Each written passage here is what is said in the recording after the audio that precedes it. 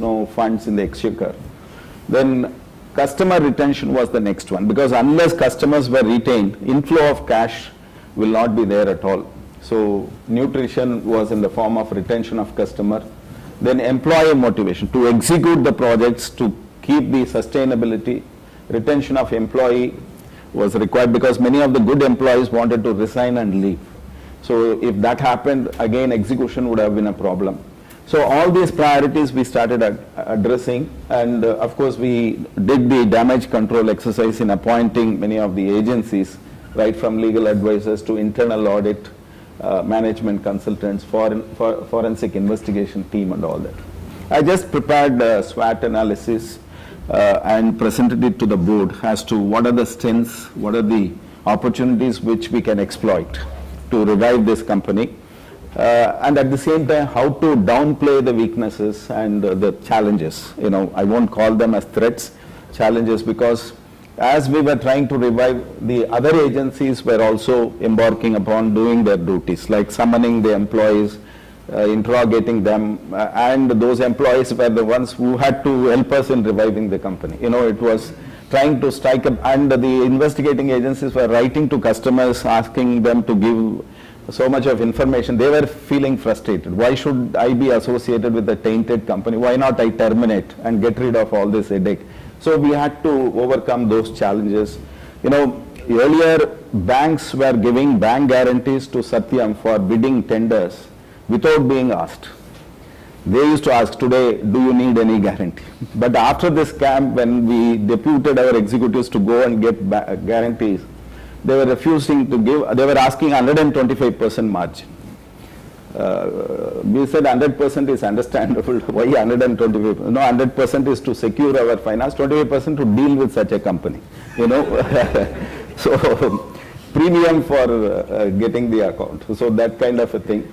And many of the agencies, even to give contracts, they were asking for solvency certificate. They were asking for audited balance sheet. We did not know which balance sheet to give. So, in fact, during the student days, chartered accountancy student days, we used to wonder whether accountancy is the art or a science. For the first time after entering Satyam, I realized it could be a fiction because nothing was real. And in fact, for 15 weeks, the entire revival process, of course, I should thank my the opportunity I got to serve ICAI as the president, because during those 2 years, vice president, presidentship, 730 days, I decided to dedicate 24/7 to serve the profession. So I told my family and partners, just forget about me, disown me for 2 years, because this is a golden opportunity to serve. On one condition, that when I come back, you must recognize me and take me back. You know, fortunately that happened. Having done it for 2 years, doing it for 4 months was not a difficult task. So I packed my bags the moment government nominated and migrated to Hyderabad. I settled there. So for 15 weeks, actually 6 of us who had no stakes in Satyam were running the show. We were in control of the business. None of us had a single share also. So, and all the 6, you know, had to depute one of us to be 24/7 in the execution also, because then only the strategy devised in the board meetings could be implemented. I used to send the daily updates to my board colleagues. So to put it in other words, I was doing everything which Ramalinga Raju was doing except the fraud for these 15 weeks. That's how I can summarize it. And the modus operandi was, it was not the usual once in 3 months board meeting. No, it was weekly board meeting. Because we had to, sometimes this weekly board meeting itself was for 2 days, 3 days. Because to handle many of the issues which we were encountering, then as a stopgap arrangement, we raised 135 million from IDBI and the Bank of Baroda. Normally, you know, there is a definition about bankers in India. Bankers are those who give loans when you place all the evidence to convince them that you are not in need of the loan. So till that time the process takes, but here it was sanctioned just in a matter of 4 days. So that's the moral support we received from all quarters. We could clear all the pending arrears. Even taxes deducted from salaries were not remitted to the government. by the previous management, and employees' welfare fund dues, all those things were pending. And in fact, the employees came forward and told us, we don't want full salary during this revival period. We are okay with fixed salary, variables we can sacrifice. But we said no, we will pay you every rupee. Only thing is, give your best in the revival of the company. So all that was done, arrears were cleared. To motivate the employees, we even shot video clippings and sent it to different destinations, locations. It was hosted in the YouTube as well. And we used to have conference calls, weekly conference calls. And newspapers were sensationalizing. They were projecting the negative news more than the positive news. So with every negative news, the employees used to be in jitters, also the customers. So just to remove those apprehensions, we started sending email daily updates for employees. Every evening, the newsletter by mail will hit the mailbox of every employee. And for customers, it was a weekly bulletin that was sent, so that they don't miss out on the positive happenings in the process of revival. Because many of the customers wanted to terminate their contracts. We had to persuade them to continue to patronize Satyam. Then only the revival was possible. Then one critical decision we had to take was, should we continue to do this, clean up all the accounts, and then assess the real value of the company, then go for strategic investor?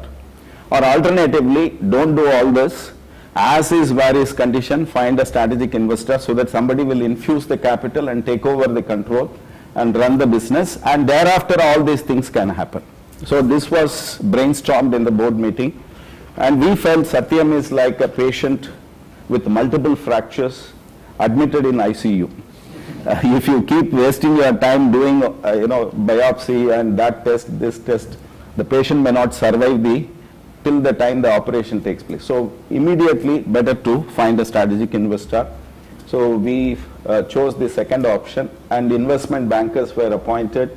And though the government and people appeared to have faith in the six of us, we felt that we should not only be fair but also appear to be fair. So we invited former Chief Justice of India to be the chief observer of the whole process, so that the integrity issue is not raked up at a later point of time when things might go wrong. Then SEBI and Company Law Board, they were moved for approvals. We triggered the process of bidding on 9th March and invited, we were surprised, 141 responses came, people willing to take over Satya. We were, but that happiness was short-lived, because we found many of them were also fictitious. Actually, it is a mystery how so many things could be fictitious associated with Satyam. In fact, when CBDT, the Tax Revenue Department Chairman, CBDT Chairman, met me in a social gathering, in a lighter vein he asked me, Manoharan, if we reopen the assessments of Satyam, whether we have to refund the taxes, because it was fictitious income that was offered.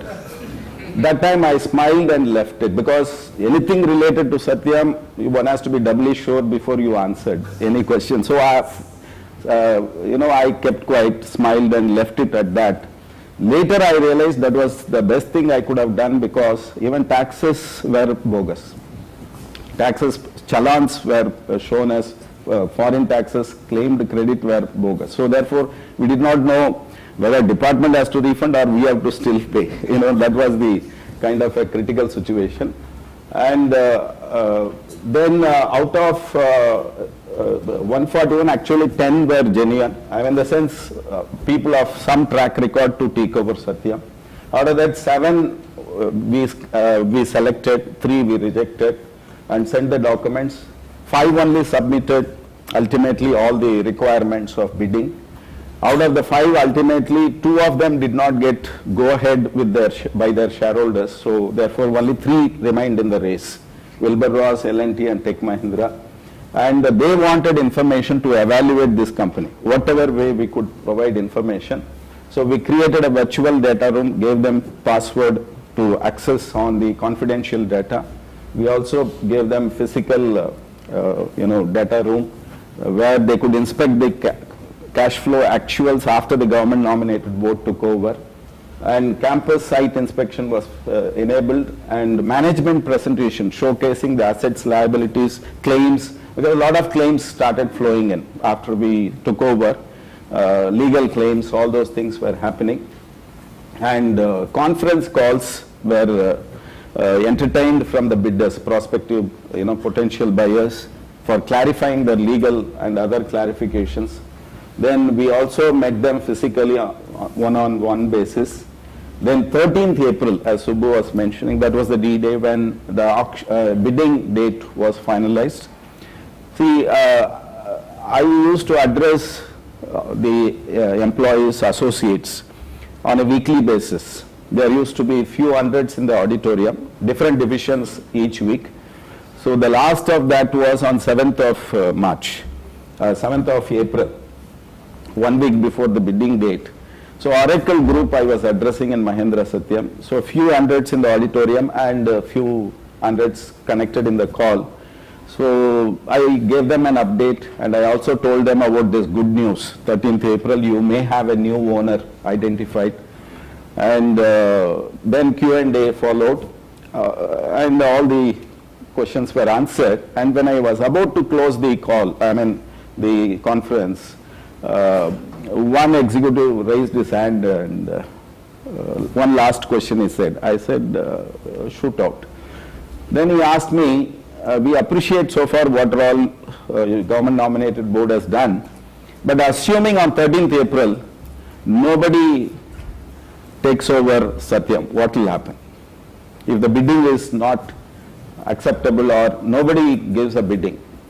Actually, that was the last question I wanted to hear for the rest of my life, After toiling so much, and when everything was culminating, this was unthinkable, unimaginable. Actually, let me tell you, for reviving Satyam, it's not a human effort. I should not be getting credit. It's a whole team, including all the employees. And I would even say it's a divine intervention, but for which we would not have had the energy and stamina to handle this at all. And so at that moment also, I don't know what energy level was within me to smile at that executive and say, don't worry, we have plan B. Then everybody clapped and said, if you have plan B, we have nothing to worry. I said, yes, you have nothing to worry, leave it to us, execute, continue to execute, we will take care of the rest. Then after everybody dispersed, I was sitting there alone wondering, what is that plan B I was talking about? So that was the criticality of the condition. After 13th April, the rest is history. Wilbur Ross quoted 20, and L&T quoted 45.90, and Techem quoted 58. So Techem was declared. We also had a clause in the bidding process. If anybody is within 90% margin with the highest bidder, we will rebid among those bidders to maximize the value for shareholders. But of course, the gap was beyond that, so therefore there was no rebidding. And the Techem took over, and now it's a success story, because in fact Mahendra Satyam performance is better than Techem. The subsidiary is doing much better than the holding company. And now there is a proposal to merge, and we have approved the merger, and it's awaiting I-Court. Even shareholders approved it, so I-Court's approval is awaited. Now after this is as far as the revival story is concerned. Then Ministry of Corporate Affairs wanted to know the aftermath of Satyam, what factors can be incorporated in the law, in the corporate law, company law, which is pending before the Parliament. So they asked for my inputs. I have given inputs on all these things, like how audit mechanism can be made stronger, and rotation of audit partner, and quality review, peer review, mechanism. And in India, for banks, there is always a concept of joint auditors for statutory audit, whereas for listed companies, there is no such requirement. Only single auditor is appointed. So I was proposing, at least above a certain size of public interest involved, there could be joint auditors. Then internal audit mechanism. Of course, most of the companies have in-house internal audit mechanism. Some of the companies have external, professional firm to do the internal audit. But at least on the parameter of the scope of audit, if it can be defined. Because I found in Satyam's case, internal audit, the scope excluded transaction audit. So internal auditors were not expected to look into transactional audit at all. So that was a deficiency I found. So the scope needs to be defined more, from a statutory framework. Then forensic audit angle, then role and competence of independent directors, audit committee. These, of course, whistleblower policy is not so strong in India. Now it's finding a place. Coupled with that, even class action suit is coming to India at par with the US. So up to that were the suggestions. The last two I added just for your assimilation because I found, every organization, this applies to each of our organization as well, unless we have succession plan, it can collapse anytime. The Satyam strength was, they had excellent second line, third line, down the line, the teams were in place. So even when the top management was removed or arrested, the company survived primarily because succession plan was ensured. So I think that is a good lesson which we can pick up. And, the focus of the promoters of Satyam was more on tangibles, top line, net worth, earnings per share, fixed assets base, all those things were driving their growth or the fudging of figures. But if the focus, if it was on customer satisfaction, goodwill, brand building, quality, intangibles, I think the tangibles would have automatically followed. That was lost sight of. Since I was there, 24/7, I could see personally many things happening. And I thought such an experience should not just confine to corporate governance norms and lessons on that legal front. Something to do with our personal life also, I have just picked up. Not that all of us do not know this, or we have learned this right from childhood, but sometimes what happens in our materialistic pursuits or in the race that we are competing with other human beings in the market, sometimes some of these things get shadowed or buried. And it's always a good occasion to remind us or kindle that kind of awakening within us. See, I found those who let us take the top executives of Satyam. Those who could handle the situation were the ones who were grounded to earth, who had this kind of a humility. The ones who were collapsed were the ones who were riding on their ego, who thought, handsome salary and cloud nine position. In fact, one executive told me, when he read the Lehman Brothers AAG story, he said it sounded an interesting fiction for him. He enjoyed reading it. Least he realized 3 months down the line, he will also be in the same position. Not knowing whether, I was telling you, I'll tell how employees were the worst affected a little later, no? I think this is the time for me to tell that. When the confession was publicized in India, when the promoter sent the confession letter by email to stock exchanges and other board of directors, it was 10 a.m. It was 5:30 or 4:30 to 5:30, depending on which part of Europe the employees of Satyam were sleeping in their hotel rooms. Within half an hour, the hotel desk called them and said, your credit cards have been deactivated by the banks. So either you have to deposit euros or you will have to check out. -7 degrees. And this is how the story starts as far as Satyam is. And back at home, the employees do not know whether their job is secured by end of the month, whether they will get the salary or not, whether the post-dated checks of housing loan, automobile loan will get honored or not. And when they used to walk into any establishment or joint restaurant, they used to flash this ID card, Satyam employee, red carpet welcome. Then nobody wanted them. In fact, they were shy of showing that they were employees of Satyam. And in a social function, when they walked in, people gave way, not because he is a VIP. Even a known guy, they were reluctant to smile at them or shake hands. They were considered as untouchables. In fact, the neighbors instructed their children not to play with the children of these employees. They were not sure whether the alliances fixed for the son and daughter will go through or not. You know, like they needed some money to do something or higher education. So they looked around. I saved, in Indian currency, 10 crores, 5 crores, 6 crores. Where is it? It's all in ESOPs of Satyam. So putting all the eggs in one basket. So like this, and many of these executives felt that as if it is a gloomy future. So that's why, and I said the credit also should go to them in revival, because whenever there was a con call with any customer, customers insisted that they should have a weekly follow-up call. Then only they will continue to patronize. So in every call, after clarifying their doubts, I used to ask them one question before they hung up. How is the project delivery? You know, every customer unanimously said, before the scam it was good, now it is the best.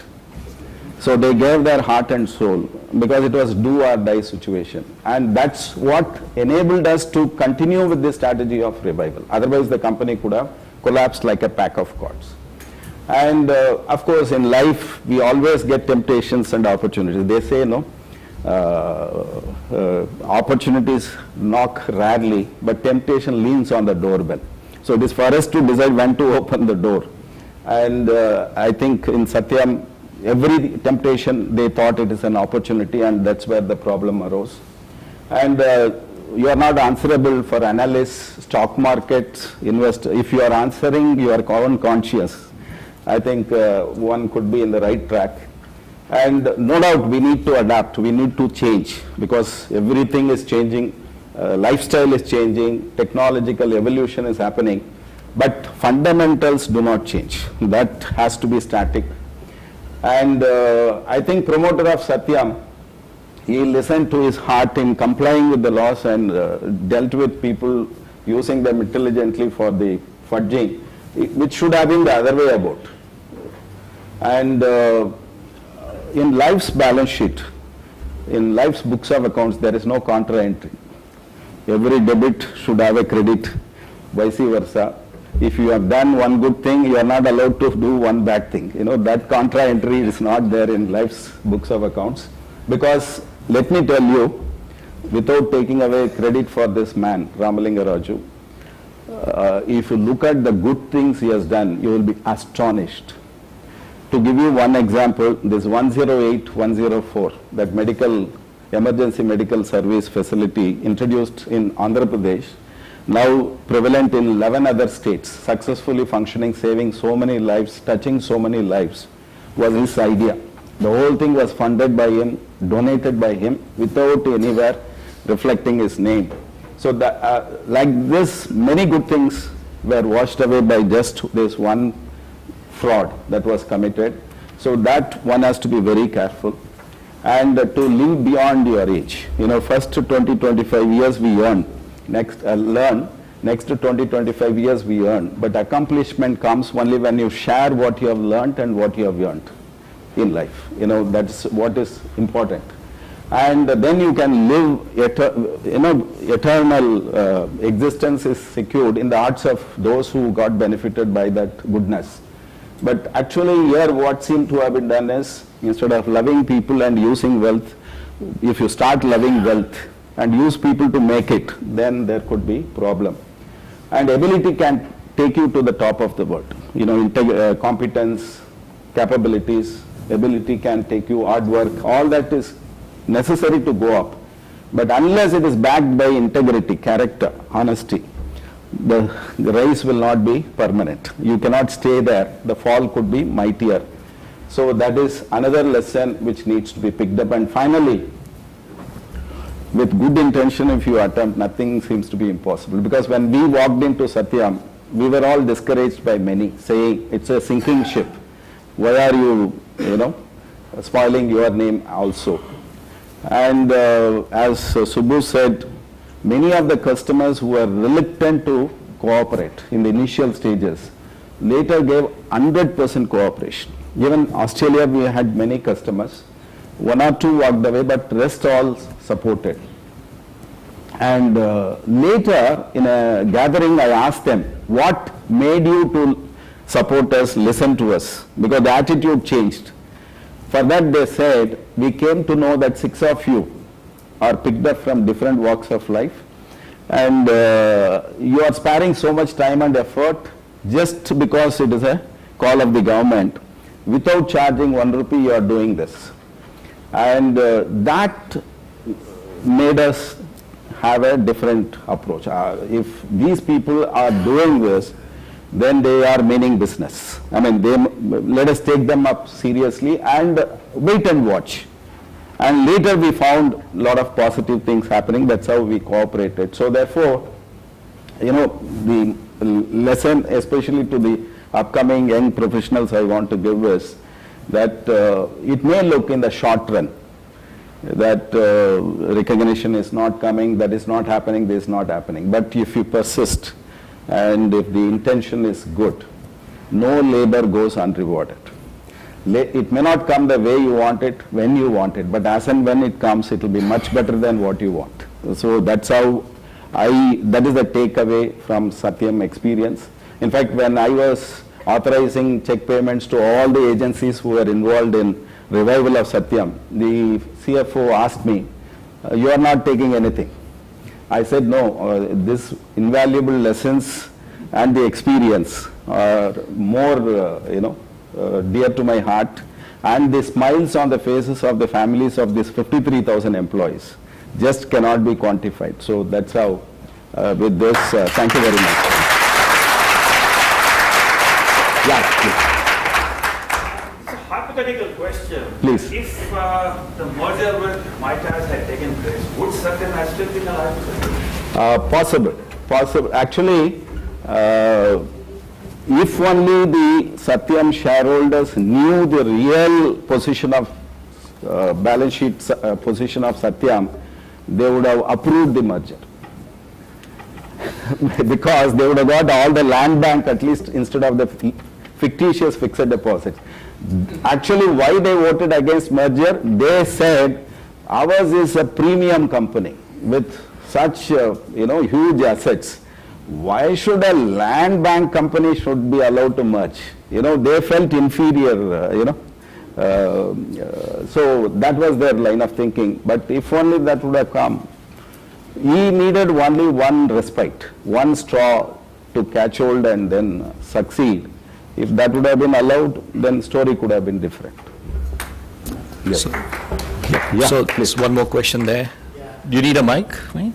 No, it's audible. Yep. Yeah. If you could just mention your name and the organization you come from. Definitely. My name is Venkat. I'm a former employee. Okay. Who was there with the crisis and okay. then left okay. well after the crisis was finished. So thank you. I did not think I would get an opportunity like this to thank you. So that's all I wanted to do. I can vouch for everything you say and the way the crisis was handled. Thank you. Thank you.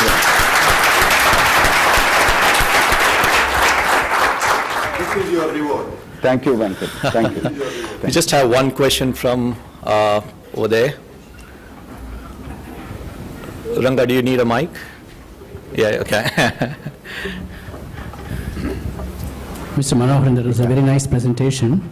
My only question is maybe it's a humorous one perhaps. If you write a book on Satyam Revival, can I buy the copyright from you? I am in the process of penning down my experiences. So as and when it gets ready, certainly. Thank you. Okay, we just have time for one more question if... yeah, maybe. So he's been just... Yep. Yeah. Hello, I am Arvind. I am currently employed with Mahindra Satyam. I can understand the pain undergone by the employees during the Satyam scan. I just want to understand, like, what exactly, I mean, after this particular scam, what exactly the changes which are brought in by Government of India in the corporate governance and the role played by the Institute of Chartered Accountants of India to avoid such kind of incidents in future? Those two things seem to be, as the mic goes here, those two things seem to be work in progress. Shantanu, here, the last question. Last one. So the ministry, the government is like SEBI, all the regulators are fine-tuning. In fact, I have cautioned them, don't drastically change anything, because the problem is when you legislate for the exception, the majority gets affected. Already we have moved from no disclosure to plethora of disclosures. So it has to be a balanced one, and the knee-jerk reaction is not good. So in a cautioned way, few fine-tuned